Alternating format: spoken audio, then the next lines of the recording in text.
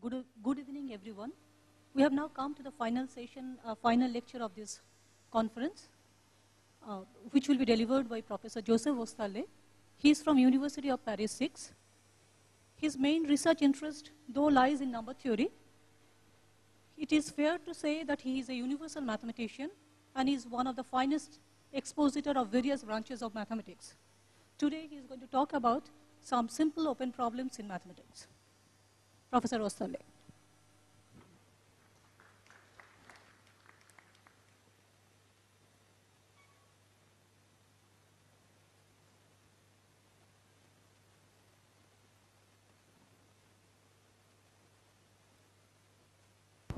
Is it okay? Yes, it seems.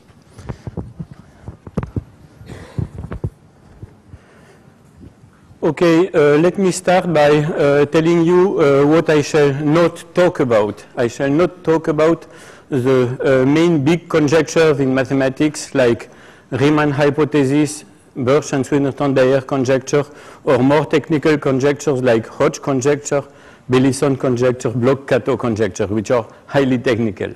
I shall also not talk of rather media covered conjectures that you find more or less each time one speaks of elementary conjectures in mathematics, like ABC conjecture or the twin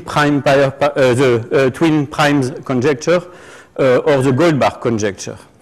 The problems which I want to present to you today are simple problems and simple open problems. What do I mean by simple?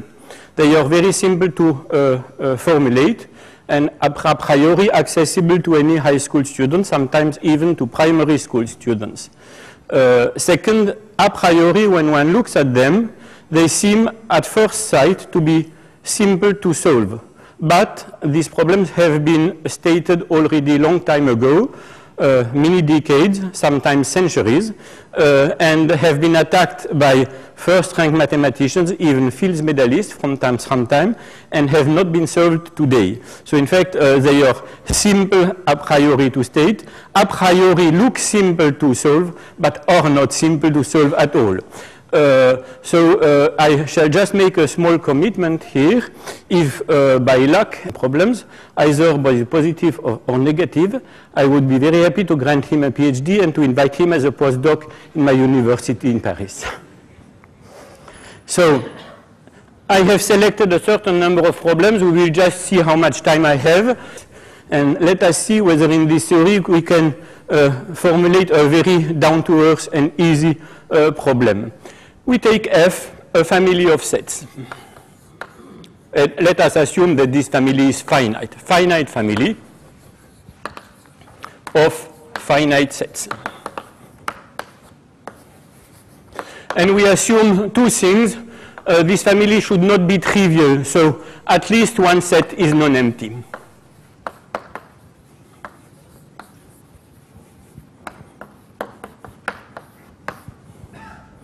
And second assumption that we make is the family is what is called union closed. So if you have two sets in the family, their union also is in the family. And here now I state, so you see the data is rather easy to understand. There is no technicality here. And now I start with the question, is there an element that belongs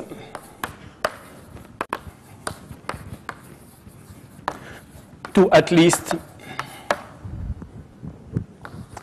half of the sets of the family?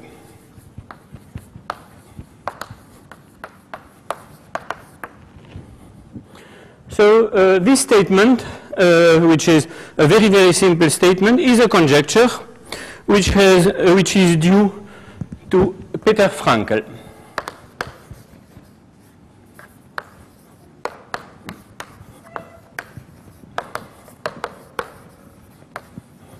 And dates from 1979. And to tell you what is known about this conjecture, there is one case where the conjecture is obvious.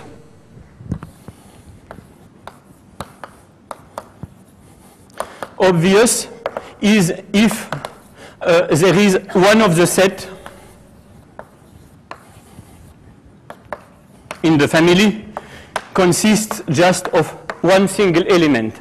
Why is it obvious in this case? Because if you take any element in your family that does not contain this particular set, then the union of this set together with this one element is again a set of the family, and therefore at least half of the members of the family contain this particular element X. So in this case, it's very easy to say. And what are I shall not trace you the whole history of the problem and all the contributors, but what is in fact the present best known results in this direction? It is known if there are at most 46 sets in my family F. And this is a work that is due to Roberts and Simpson and dates only for 2 years, 2010. It is also known if the largest set in my family F has at most 11 elements. So you see how poor we are mathematicians when we try to deal with set theory. We are not able to deal with sets with more than 11 elements to solve such more or less trivial question. So this is the first example of a simple problem which is open in mathematics. Now I shall take a second domain in mathematics. The second domain will be arithmetic.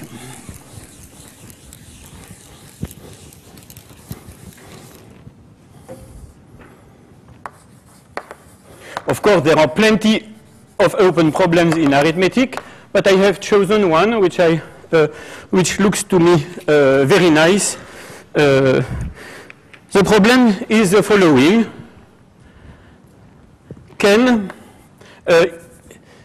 Does there exist for any integer n at least 2 integers a, b, c, all of them at least 1, such that 4 over n is equal to 1 over a plus 1 over b plus 1 over c. So if you take any n, can you always write 4 over n as the sum of the inverses of 3 natural numbers? This conjecture is slightly older than the previous one. It's a conjecture due to Strauss and Erdős.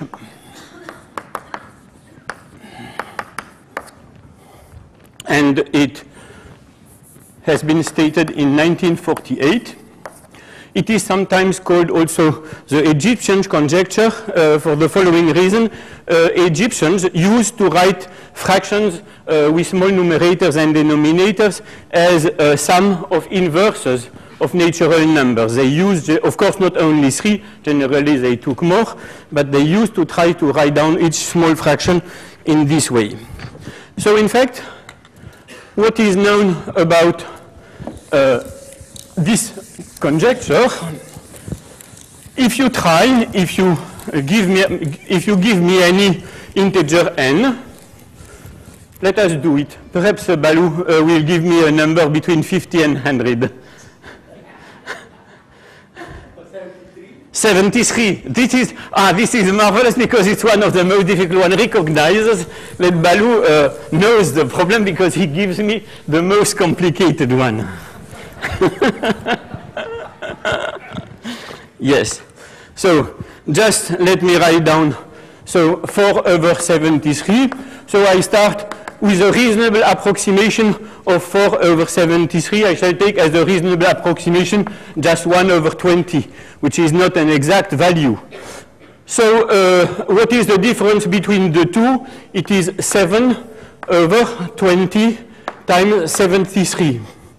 And then I notice that if I take 73 plus 4, I get 7 times 11. So if I have this fraction, what I have to do is to multiply by 11 above and below, and replace my 7 times 11 by 73 plus 4. And of course, 73 over all these things is 1 over an integer, and 4 over all these things is 1 over an integer, and I am done. So in fact, you see each time you take a given number, generally you have a priori no difficulty in finding these three numbers A, B, C. And people have started to see whether for some particular numbers n, the problem is easy to solve, and they have found out that the thing is easy if n is not congruent to 1 mod 24. As you can recognize, Baloo gave me a number which is congruent to 1 mod 24.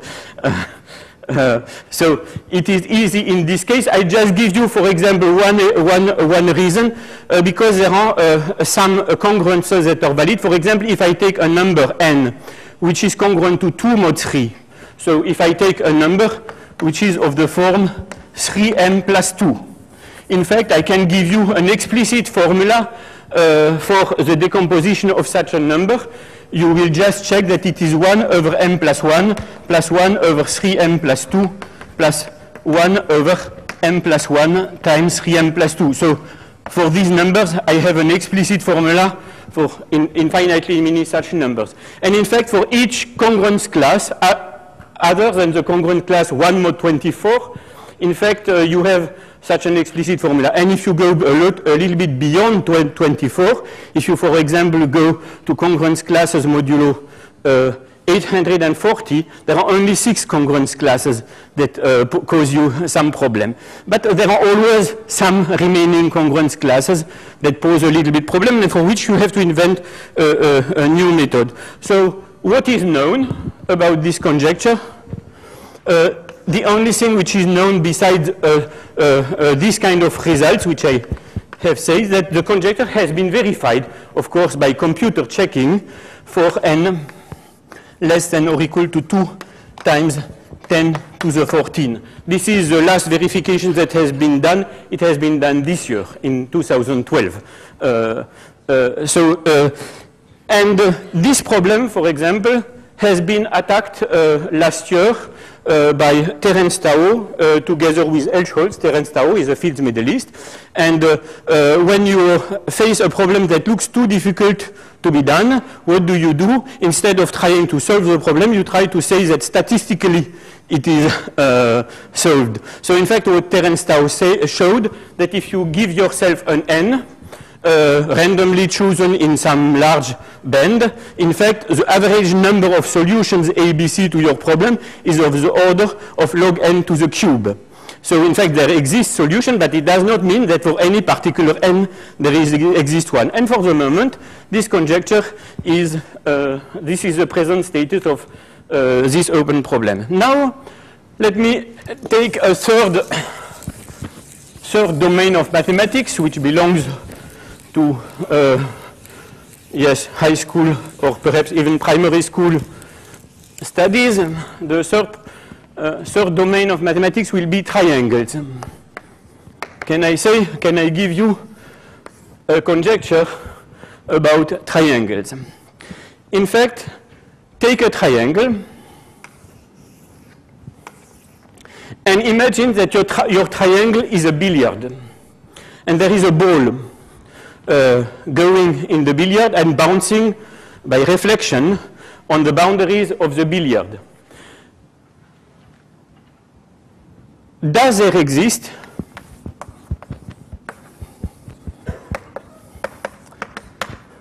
a closed is the same thing as periodical orbit for the trajectory of a ball? A closed orbit, a closed trajectory, let us say,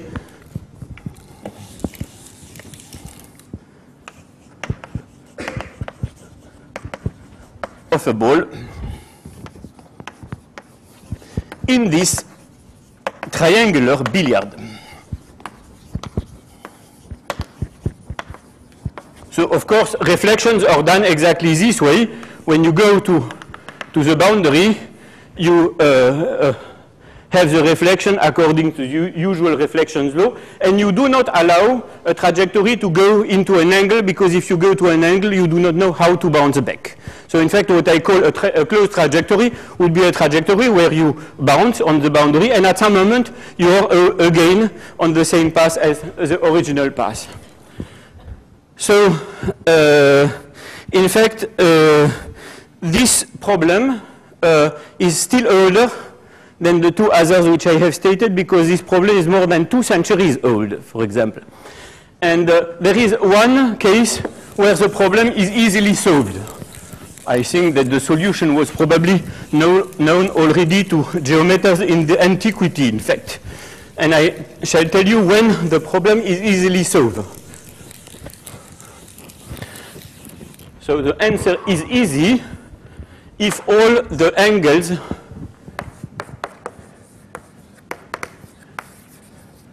if the 3 angles of your triangles are less than 40 degrees. And I show you why it is easy, and I shall do the proof for you.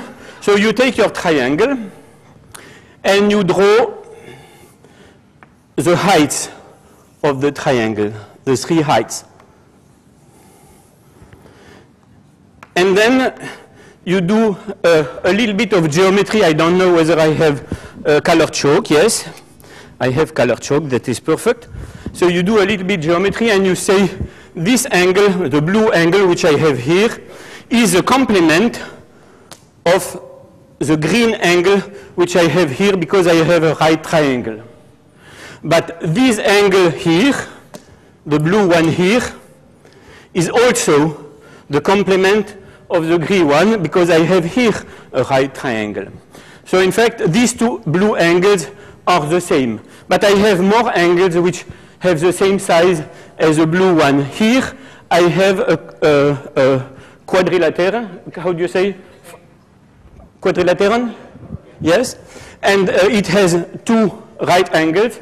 Therefore, you can put it inside of a circle, and therefore, if you look at any angle that intercepts the same arc, it will also be a blue angle. So in fact, for this reason, this angle here is also a blue angle, same size as this one. And if I am using now this quadrilateral and this one, which I have here, also 2 right angles, for the same reason, this angle, which intercepts this arc exactly the same as the blue angle here, is again a blue angle. And then I find out a very nice property. When you take the endpoints of your heights, in fact, and you join them, you get a triangle, and this triangle is the trajectory of a billiard ball, because here you have the 2 same angles, therefore the ball bounces back, and in fact describes a trajectory which is periodical of period 3. So in fact, in this case, it is very easy to get the result. And what is now known in general about this problem? In fact, the best known up to date is in fact a very long and technical papers, 80 pages long paper with computer-aided proofs, with a large number of computations that proves the following. In fact, it is true also if the largest angle is less than or equal to 100 degrees. And so this paper is a paper which was written up by Richard Evan Schwanz, published in 2006, but of course very technical, very long, and uses many computer verifications between 90 and 100 degrees, and nothing is known above 100 degrees except for very special angles, for example, angles which are rational multiples of a flat angle. For these, we have also some results. But you see here, you have an open problem which concerns very elementary notions in mathematics, the notion of a triangle. Yes? In what? Was? No. Above 100, about 90, there is never anymore any periodic orbit of period 3. The real conjecture one has is that not only there exists one closed trajectory, but there exist infinitely many trajectories. Why is one interested in a triangular billiard? Because if you take a billiard which has a convex form, but the form is smooth, let us say C1, boundary C1, then, in fact, the same problem becomes very easy to... I take now, for example, a billiard which has a random form, a convex form, but I assume that the boundary is smooth. In fact, in such a billiard, you can prove very easily that for each given n, there exists a periodic orbit of period n. Let me just show you how, for example, you find a periodic orbit of period 2 to show you that it is very easy. To get a periodic orbit of period 2, you just choose 2 points, A and B, such that the distance of A to B is as large as possible. The 2 points, of course, on the boundary of your billiard. And then, because your distance is maximum, what happens is, in fact, the segment AB is perpendicular to the tangent at A and is perpendicular to the tangent at B. Therefore, this is a periodic orbit of period 2. It bounces back. And a slightly more involved argument will show you that, in fact, there exists a periodic orbit for any n given. In fact, this does not work in the triangle because there are n points, and we have said from the beginning that we do not allow the trajectory to go through the endpoints, and this makes the thing difficult. And of course, one has a much more general conjecture about billiards. The conjecture would be that if you take any convex billiard with regular or non-regular boundary, in fact, there exist always infinitely many periodic orbits. The first case that you have to treat if you want to take a non-smooth boundary is the case of the triangle. If you are not able to treat the case of the triangle, there is no chance at all that you will go anywhere else to prove a more general result. So in fact, it's really a fundamental case in order to make a progress inside of the dynamical systems in mathematics. It's not just an amusement, it's a serious problem, in fact. I am not going in the, well, one could generalize. All my problems, I just put them in the simplest possible case, but of course, there are many, many generalizations, but I would just like to restrict to the simplest possible case where, in fact, the problem is already unsolved, in fact.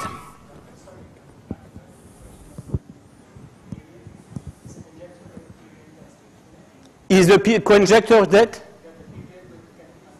Probably yes. I have not checked, but probably yes. When there is an acute angle which becomes very small, yes. To enter into the acute angle and to go back, you need generally a large number of steps. I do not want. Let me just go. I do not want to spend all my time only on the billiard, so I shall answer the questions perhaps at the end, because otherwise I will just speak of only one problem instead of many open problems in mathematics. So let me take a fourth subject. Okay, let us try to find a nice sequence for which there is a nice open problem. I shall write for you a sequence, and then I shall tell you how this sequence is built. 1, 2, 2, 1, 1, 2, 1, 2, 2, 1, 2, 2, 1, 1, 2, 1, 1, and you think you know the what follows, and you don't know, in fact. Now I tell you exactly how my sequence is done. This sequence is called a self-reproducing sequence.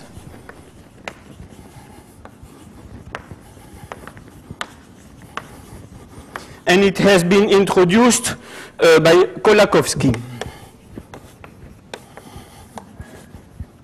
And why is this sequence called self-reproducing? Because if you count the number of 1 that you find, and then the number of 2, and then the number of 1, and the number of 2, etc., and you write down on the second line, how many 1 do I have? I have 1.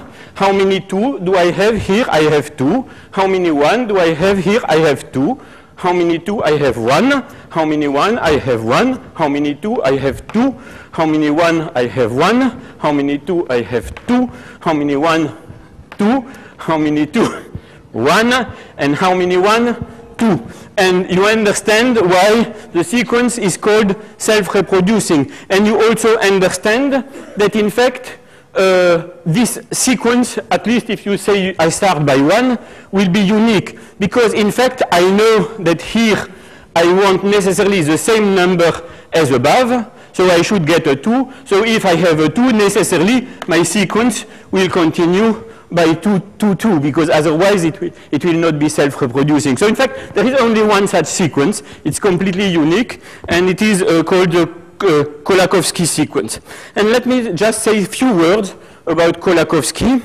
So in fact, this sequence was introduced as a problem that he sent to the American Mathematical Monthly in 1965. He was then 21 years old, so in fact like a youth student, and he was studying painting at the College of Fine Arts in Carnegie Institute of Technology, but was also a little bit interested as a hobby in mathematics. And he had asked 2 questions about the sequence that we have here. The first question was, is it possible to give a priori a closed formula for the nth term of the sequence? This was the first question. And the second question he was asking, is the sequence periodical from some point on? And the second question, is it periodical from some point on, was solved very quickly. In fact, a mathematician called Okoluk solved it 1 year later in 1966. And the question whether one is able to give a closed formula for the nth term of this sequence seems completely hopeless with the present knowledge of mathematics. Nobody has any hope to try to get a closed formula for the nth term. But we can, in fact, people who have studied this sequence have in fact formulated a very nice conjecture. The very nice conjecture is the proportion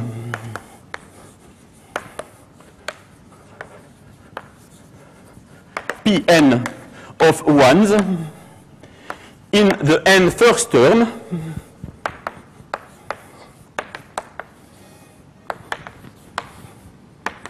going to 1/2 when n goes to infinity. So in other words, if you take this sequence and if you enlarge it, and if you take more and more digits, is it true that when you go very far, the proportion of 1 is 1/2, and the proportion of 2 is 1/2? So, of course, experiments have been done, numerical experiments on computer. It seems very likely to be true. I tell you also what is the present state of art for the moment. Present state of art is the following. Pn is larger than 0.499 and smaller than 0.5001 for n large enough. Which, of course, does not tell you at all that the limit is 1/2, but tells you, and this result was obtained by Vasek in 1994. So again, a very simple question about a very simple sequence, open problem in mathematics again. Let me take another example of a simple open problem in mathematics. And my next example will come from games. usual games, not game theory, usual games that one can play at home. There is one game which is called the Hanoi Tower game. And this game is as follows. You have 3 plots. And on the first plot, you have a pile of disks of unequal diameter, the largest being down, below, and then a second one, and a third one, and a fourth one, like this. And you ask to someone to take this pile and to transfer it to another plot with the following rule. You are allowed at each time only to move one disk to another plot, and you are never allowed to put a larger disk on top on a smaller disk. So what is the number, minimum number AN of moves that you need in order to move a pile of n disk to another plot? And this is, of course, some very simple exercise in mathematics for any mathematician, because you realize that if you want to move the last disk, which is the largest one, you have no choice. You have first to move the n-1 to some other plot, which takes you a index n-1 moves. And then you take the largest disk, you move it to the plot which is free. You add one move, and then the pile of n-1 disk, you put it on top on the larger disk, and you again have an-1 moves, and in the total you have an which is equal to 2 times an-1 plus 1. And from this, of course, you will deduce immediately then the number of moves which is necessarily is of the order of 2 to the n-1. And of course, this is the reason why the game, when you are not a mathematician, looks complicated, because if you take a pile, for example, of 10 disks, the number of moves is 1023, and nobody will generally be able to do these moves correctly without knowing more or less what the strategy should be. And now I ask you, what is the open problem?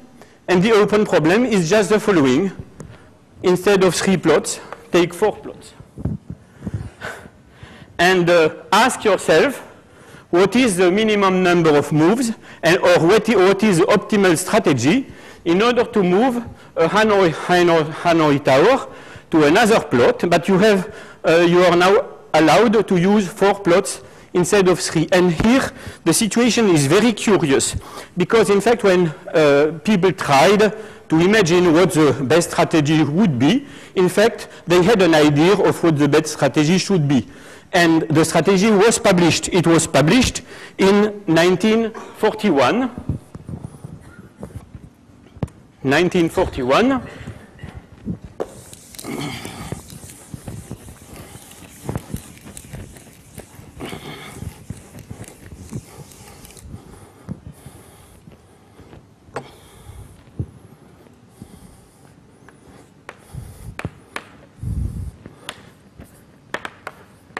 Frame and Stewart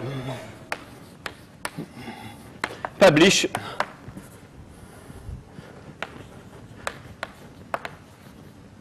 a probable optimal strategy.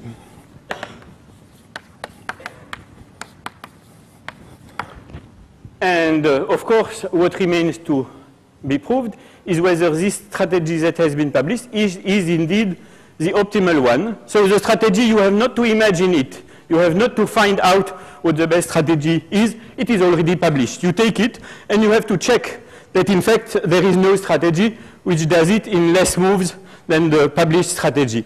And in fact, this is an open problem. And what is known about this problem? Known. It is optimal if n, the number of disks, is less than 30. And of course, this optimality has not been done by a human proof, but by a computer checking. And after 30, the computer was exhausted because it was too complicated for him to compute what happens in all these kind of things. So again, some open problem in mathematics which has something to do with very simple objects. Yes, if you just type Frame and Stewart 1941 on Google, you will immediately find it. You put Hanoi Tower with 4 legs, and you will immediately find it.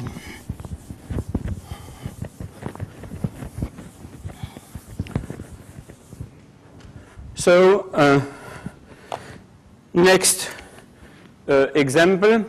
What time is it now? Okay.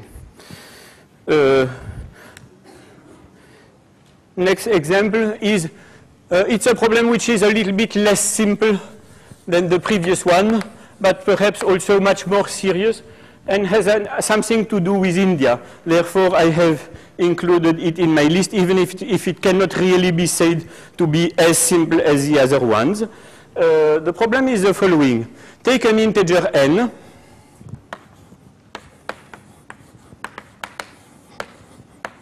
and let us assume that this integer has d digits in any base, for example, base 10 if you want, or you can replace d by log of n if you wish.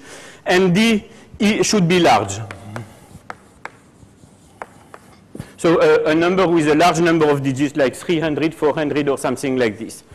And you ask, what is the amount of time needed to factorize this integer with the best possible factorization program we know presently.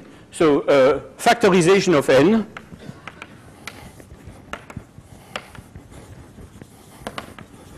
can be achieved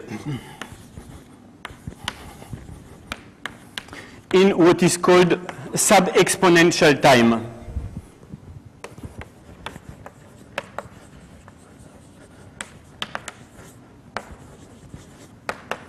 Sub-exponential meaning smaller than any constant to the power n, any constant larger than 1, of course.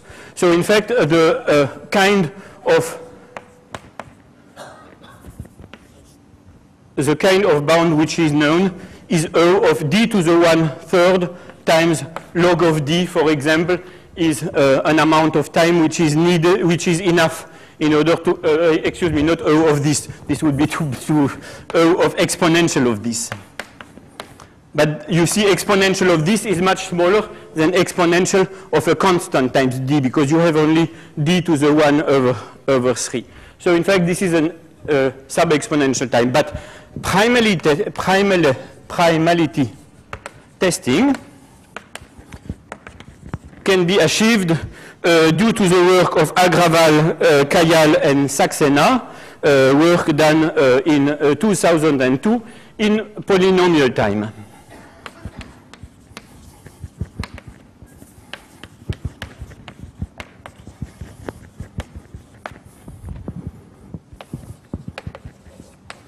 And the presently, of course, the present best version are variations of the initial version that was published by these 3 authors. The present best version is due to Pomerantz and Lenstra, and works in a time which is O of d to the 6. I am only speaking of the version who are not probabilistic, who are deterministic, and who do not rely on any open conjecture, which are completely sure. And the question is,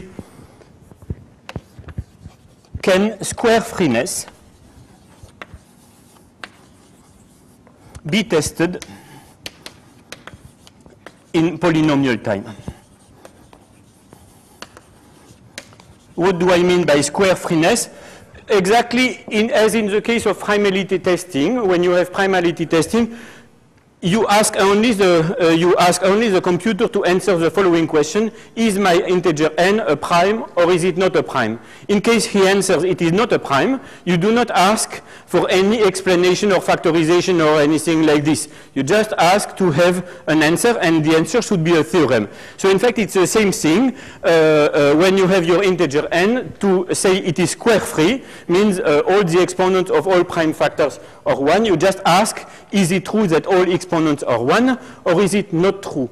And in fact, you ask only for an answer, yes or no. For the moment, it seems that in fact, there exists no algorithm testing square freeness, which is much better than the algorithm of factorization. So anything in between the time of factorization and the time of primality testing, anything between would already be a big progress, even if one does not achieve polynomial time. If we had something which is really smaller than d to the 1/3, would be very nice to obtain. And yes, let me just, yes, I should say that often one says that the integers, the ring of integers, looks a little bit like the ring of polynomials in one variable over a field, because both rings are principal ideal domains. You have a Euclidean division. One knows that, for example, there are analogous things, the theory of their extensions in one case or the other are the same. You find Dedekind domain in both cases and so on. But there is one big difference between the ring of integers and the ring of polynomials. In the ring of polynomials, you have a tool that you do not have over integers, and this tool is the derivative. And if I had asked the same questions for polynomials in one indeterminate, factorization of a polynomial generally over any given field is a highly complicated topic. Primality testing of a polynomial can also be achieved in polynomial time. But square freeness of a polynomial can be achieved in a polynomial time. Why can you achieve this in a polynomial time? Because you just take your polynomial and its derivative, you compute by the usual Euclid algorithm the greatest common divisor between p and p prime, and you look whether this greatest common divisor is 1 or not 1, and it tells you whether your polynomial has or has not multiple factors. So in fact, there are many first-rank mathematicians who are working in order to try to produce something that would play for integers the role of derivatives. So far, all have failed. And I think a good test to know if someone announces you, I have now a theory that copies those. The derivative you ask him, does your theory tell anything about this last question which I have written up here? If this theory does not say this, then in fact the theory does not play the same role as the derivative, because the derivative is here indeed to test the multiple factors. So this is one question which I wanted to include because I think it's a quite important question, even if it is not as simple as the other one.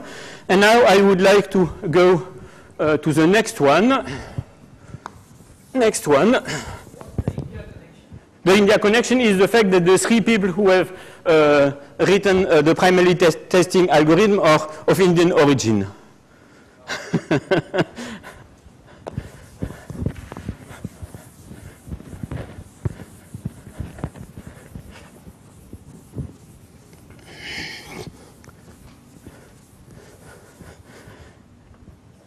And were not, when they wrote this paper, were not, at least for two of them, professional mathematicians. They were just undergraduate or graduate students. I do not know exactly what was their status at that moment. So in fact, it means sometimes you can also achieve very important results, because of course they got much fame for this result, and you can achieve something without being also in the already in the career for a long time.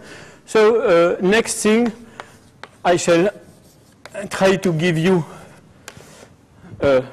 simple open questions concerning polygons.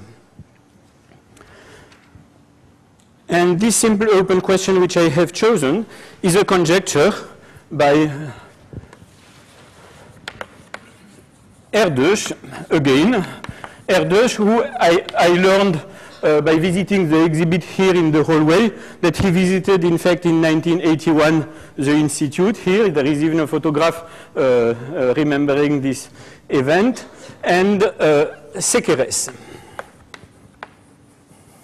And it was stated in 1935. This conjecture says the following. Among 2 to the n minus 2 plus 1 points in the plane, in general position meaning not 3 on the same line, you can always find n of them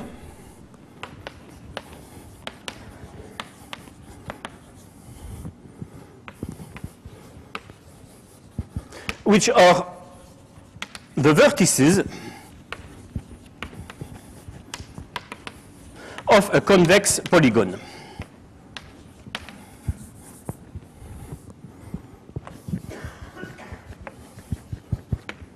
And in fact, the bound that is here is sharp.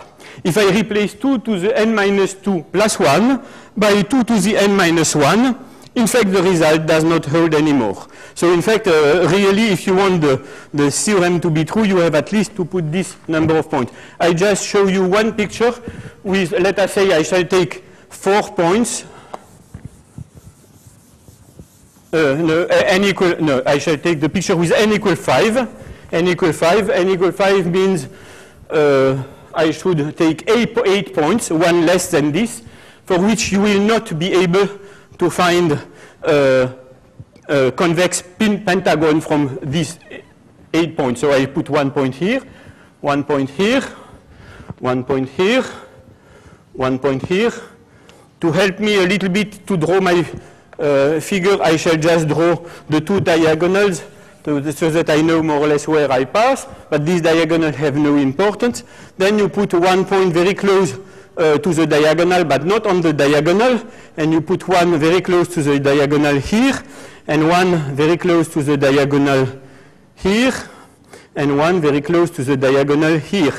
And if you do this, if you take these 8 points which I have here, you have a picture for which you will not be able to find, you can check it if you wish, any 5 of the points which build a pentagon. For example, if I take, for example, this point, this point, this point, and this point, you see there is no single 5th point that I can add to them to get a convex pentagon, because either they are already inside of the quadrilateron, or if I add this point or this point, I will include this one in the quadrilateron. So in fact, this is an example that shows you that the bound is sharp. To go to 2 to the n minus 2 is a generalization of the picture which I have drawn.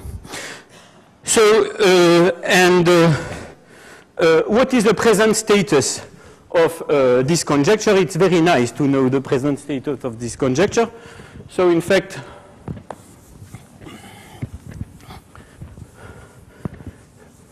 n equal 4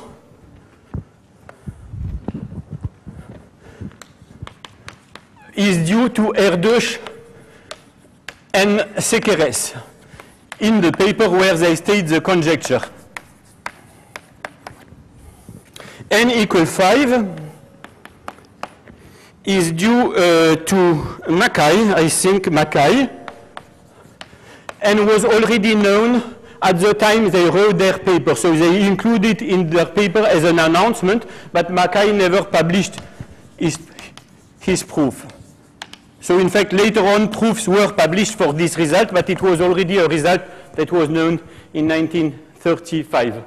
And then n equals 6. N equals 6 and has been published by Sekeres and Peters in 2006. So there are some things which are interesting in these dates, because of course you have 2 times the name Sekeres. He states the conjecture in 1935, and there is a Sekeres who solves the case n equals 6 in 2006. Are these Sekeres the same persons? The answer is yes. So it's pretty rare to state a conjecture when you are a young man and to solve it at the end of your career. And let me just put the dates of birth and of death of Sekeres for this reason. He was born in 1911 and died in 2005. So of course this date, 2006, some seems to conflict with 2005. But in fact, Peters was the student of Sekeres, and the proof had already been obtained but not published. So in fact, Peters cared for the publication after Sekeres' death of the proof. So at the time Sekeres in fact obtained this result, around 2005, he was already 94 years old. And when he stated the conjecture, he was only 24. So in fact, it's a long career on the same subject. But this subject has even more importance for the life of Sekeres. In fact, this conjecture should not have perhaps been stated as Erdős and Sekeres conjecture. The name should probably have been given to some other person, and the other person is Esther Klein, who was a young woman who was working in the same group as Erdős and Sekeres, and who stated, in fact, this conjecture in a talk that she gave in 1933, not exactly in such a precise form. In fact, more or less, she just asked, does there exist a number depending on n, such that if you take so many points, then you have n of them, which are the vertices. But she did not give a precise bound. And it is true that in Erdős and Sekeres' paper, they prove that indeed this number depending on n exists. They do not show that it is as sharp as this bound, but they give a bound which works, which is not the optimal one. And who was this Esther Klein? In fact, Erdős and Sekeres were present at the talk she gave in 1933. So in fact, they quickly started working on this problem and they published their papers. And in 1937, in fact, you will decide whether it's the happy end. In fact, Sekeres died on the 28th of August 2005. His wife, Esther Klein, died on the same day 1 hour later. So, okay, let me see whether I have still. Yes, I wanted to tell you one other funny story about this problem. In fact, you think that if Sekeres published this paper in 2006, it is probably his last paper, because of course he is no more there.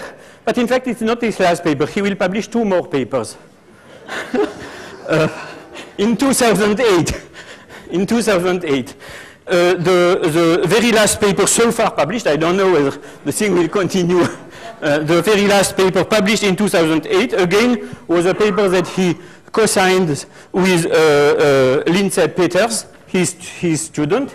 And if you think that Sekeres was a person working only on very elementary problems in combinatorics or so, you are completely false. First of all, his education at the beginning was chemistry. His interest was in physics. And the last paper which was published, I just read it because I know that there are a certain number of physicists also in the audience. His last paper is called Space-Time Structure and Spinor Geometry. And I give you the summary which you find in Matsinet of this paper. The structure of space-time is examined by extending the standard Lorentz connection group to its complex covering group operating on a 16-dimensional spinor frame. A Hamiltonian variation principle is used to derive the field equations from the spinor connection. The result is a complete set of fields equations which allow the sources of the gravitational electromagnetic fields and the intrinsic spin of a particle to appear as a manifestation of the space-time structure, a cosmological solution, and a simple particle solution, or examine further extensions to the connection group are proposed. So you see, in fact, he was working in a complete different domains, but in fact, this particular problem has nevertheless occupied him a lot for his whole life. I think I am exactly at the end of my time. I had, of course, 7 or 8 other problems to propose, but I do not want to double my time, and therefore I shall stop here for today.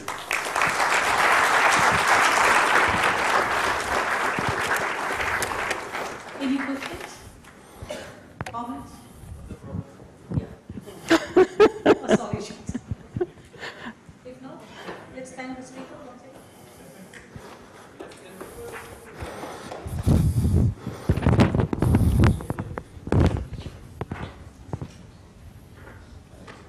self-reproducing series, did you say that it is periodic?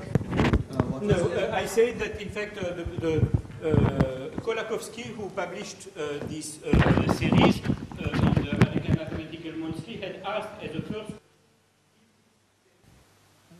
This is about the billiards problem.